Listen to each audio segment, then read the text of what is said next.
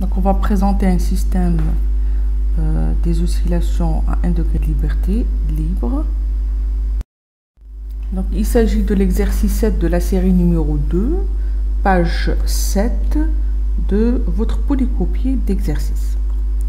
Donc le système qui va être étudié est présenté ci-contre. Il est composé d'un ressort de constante de raideur K, d'une masse petit m, et vous avez bien sûr deux poulies. Donc la grande poulie a un moment d'inertie, la deuxième, la petite poulie si vous voulez, a une masse négligeable, d'accord? Et vous avez un amortisseur de coefficient d'amortissement alpha. Donc on va commencer directement par l'écriture de l'énergie cinétique. Donc ici, dans le système, nous avons deux masses. Nous avons la petite masse m et vous avez le moment d'inertie de la poulie. Alors, quand la masse se déplace sur l'axe des x pour faire ces petites oscillations, elle va entraîner certainement une rotation de la poulie. Donc la grande poulie va faire une rotation d'un angle θ quand la masse m se déplace d'une distance x. Voilà, ce qui nous laisse,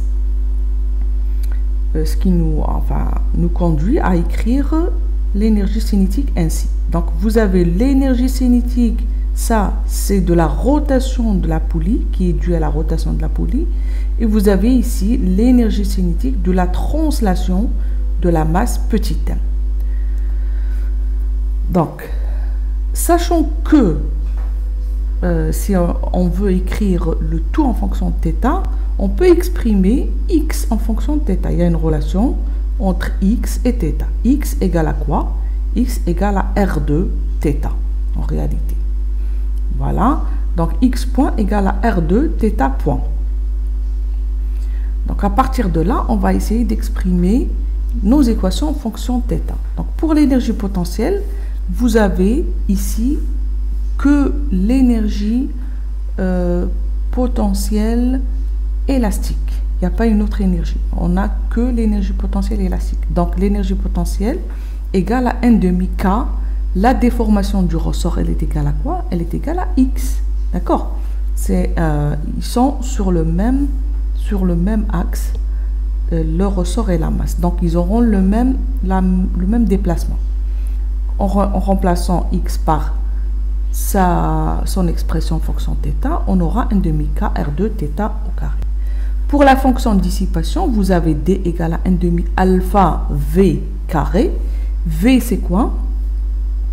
C'est la vitesse, d'accord, du déplacement, ou bien ça veut dire c'est le déplacement point dérivé par rapport au temps. Le déplacement du facteur d'amortissement est égal à quoi? Il est égal à R2 plutôt R1 θ.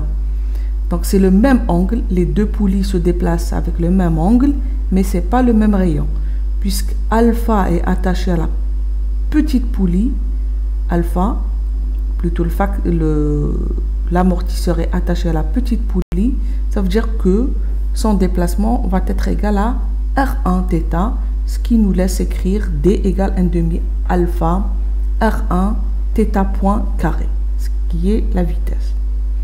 Donc, on a écrit les trois fonctions nécessaires pour l'étude en utilisant le formalisme de Lagrange. Là, on passe à la fonction de Lagrange, L égale T moins U, et puis on remplace T et U, bien sûr, ici. Pour l'écriture de l'équation différentielle du mouvement, on va l'exprimer en fonction de θ, d'accord? Donc, l'équation différentielle du mouvement quand le système est amorti, elle s'écrit ainsi. Donc vous avez la dérivée par rapport au temps de d de L sur d de θ point moins d de L sur d de θ égale moins d de D sur d de θ point. Donc voilà ce qu'on a obtenu en dérivant par rapport à θ et θ point. Nous avons obtenu cette équation différentielle. Bien sûr, il faut toujours essayer d'écrire votre équation différentielle sous cette forme-là. C'est-à-dire il faut avoir un facteur de 1 ici fois θ 2 points. Toujours, d'accord? Alors, ça, le premier terme fois θ point, c'est quoi? Ça, c'est 2 fois delta. Ça veut dire 2 fois le facteur d'amortissement. delta, c'est le facteur d'amortissement. D'accord? Ça, tout ce terme-là, c'est 2 fois delta. Et là, c'est θ ou bien oméga 0, oméga 0. Le facteur fois θ, c'est quoi? C'est oméga 0 carré. D'accord? Donc, on a vu déjà ça, c'est la pulsation propre du système. Et 2 fois delta, c'est quoi? C'est le facteur, 2 fois le facteur d'amortissement du système. Ici, nous avons un système amorti. Voilà, on a écrit maintenant les expressions, ce qui nous laisse déduire les expressions des facteurs d'amortissement de oméga 0. Donc, on peut toujours déduire ces 2 facteurs ou bien ces 2 éléments à partir de l'équation différentielle du mouvement. Alors, une fois qu'on a écrit l'équation différentielle, bien sûr, on va écrire la solution de cette équation différentielle. Donc, d'après l'énoncé de l'exercice, le mouvement est oscillatoire, donc delta est inférieur à oméga 0. Et la solution de l'équation différentielle s'écrit comme suit. D'accord? Θ de t égale a exponentielle moins delta t cosinus oméga a t plus phi. A et phi sont des constantes d'intégration. Et vous avez oméga a, c'est quoi? C'est la pseudo-pulsation. Elle est égale à racine de oméga 0 carré moins delta carré. Donc ici, bien sûr, on est dans le cas, dans un des cas, d'accord?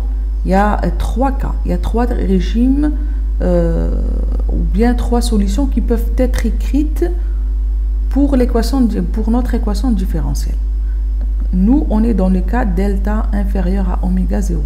Ça veut dire c'est le régime oscillatoire. Vous avez vu dans le TP1 les 2 autres régimes. C'est le régime critique quand delta égale oméga 0 et vous avez vu le régime apériodique quand delta est supérieur à oméga 0.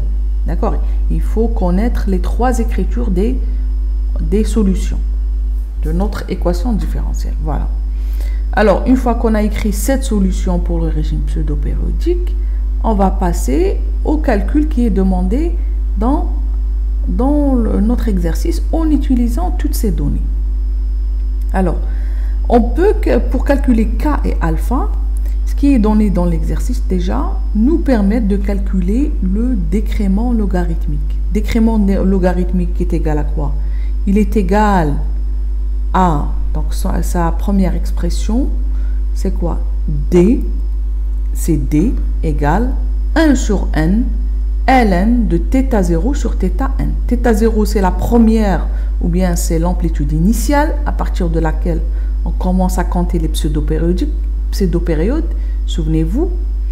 Et vous avez θn, c'est la nème amplitude. On les a mesurées, donc c'est 1 sur 10. Dans l'exercice, on nous donne 10 pseudo-périodes, d'accord? 1 sur 10. ln2, en θ0, c'est quoi? 100% de l'amplitude. Et ils nous disent qu'elle diminue au bout de la 10e période. Ça diminue de 80%. Ça veut dire ce qui nous reste, c'est 20% de l'amplitude initiale. Donc, on a obtenu D égale à 0,16. Et vous avez une deuxième relation, d'autre part, D égale à delta TA, ou bien le facteur d'amortissement TA. À partir de là, on peut, bien sûr, on va calculer TA, qui est la pseudo-période. D'accord? TA égale 2pi sur oméga A, il y a la pseudo-période. Une fois qu'on a calculé la pseudo-période, on pourra calculer le facteur d'amortissement. Si on calcule le facteur d'amortissement, ça veut dire on peut calculer le coefficient d'amortissement demandé dans l'exercice, qui est alpha. Alors, je tiens à souligner ça, donc dans l'énoncé, la fréquence naturelle appelée aussi fréquence propre. Donc, dans l'énoncé, ils utilisent le terme fréquence naturelle. Fréquence naturelle, c'est la fréquence propre. Ça veut dire, si on vous donne la fréquence propre qui est égale à 5 kHz, on peut calculer directement oméga 0, notre pulsation propre. La relation entre oméga et F, oméga 0 et F0, c'est quoi? Oméga 0 égale à 2pi F0. Voilà. Donc, on peut calculer directement le K à partir de là. Et là, on va essayer, voilà, il est possible de calculer TA en utilisant quoi? En fait, en utilisant cette expression et celle-là. D'accord? On a utilisé ces deux expressions pour aboutir à ça. TA carré égale 2pi au carré plus d carré sur oméga 0 carré. On a tout. D, on a calculé. Oméga 0, c'est donné. Alors, on a calculé TA et delta. Alors, à partir de ce qu'on a obtenu tout à l'heure, donc qu'est-ce qu'on a fait? On a repris l'équation, notre équation différentielle, on a remplacé toutes les données de l'exercice, d'accord? Et les résultats qu'on avait trouvés. Et après, on a déduit les relations ou bien les valeurs de alpha et de k. Donc, il suffit de mettre oméga 0 carré égale ça, et on tire k. Il suffit de mettre 2 fois delta égale à ce facteur-là, et en tirer la valeur de alpha.